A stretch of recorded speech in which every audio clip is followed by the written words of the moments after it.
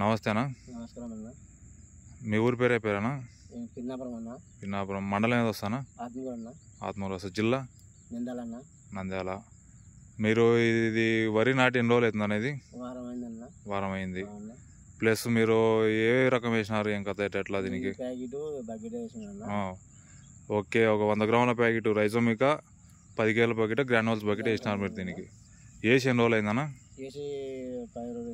10 రోజులు అయింది. మామూలుగా ఫస్ట్ మీరు నాటినప్పుడు ఎట్లా ఉన్నది పొలం? ఏం కథ? నాటిన తర్వాత ఇట్లా ఉన్నది. నాటిన తర్వాత మళ్ళీ ఈ రకంగా ఇట్లా వచ్చింది మామూలుగా మీకు చేను. ఎట్లా ఉంది మీకు దానికి దీనికి నాటిన దానికి? ఫస్ట్ ఎట్లా ఉన్నది, ఇప్పుడు ఎట్లా ఉంది? బాగుందా లేదా? ఎట్లా పిలకలు ఎట్లా వచ్చినాయి? బాగా వచ్చినాయి. చేను అందరు వేసుకోవచ్చు కదా రైతులు? ఎలాంటి ఎవరైనా ఎలాంటి ఇబ్బంది ఏం లేదు మామూలుగా. పిలకలు ఎట్లా ఉందన్నా? మామూలు ఒక్కోదానికి 30 పిలకలు అట్లా వచ్చినాయి లేదా పొలానికి? 30 పిలకలు.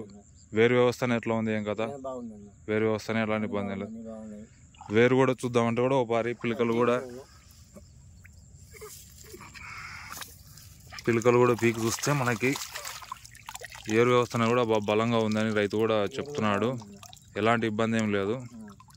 పిలకలు కూడా ఒక్కొక్క వచ్చేసి 25 నుంచి 30 పిలకల దాకా వచ్చినాయి. ఎలాంటి ప్రాబ్లం అయితే లేదని రైతు బాగా ఆనందంగా ఉన్నాడు. ఎలాంటి ప్రాబ్లం అయితే లేదు, ఇబ్బంది ఏం లేదు. అందరు బాగానే వేసుకోవచ్చు, ఏం ప్రాబ్లం. సరేనా?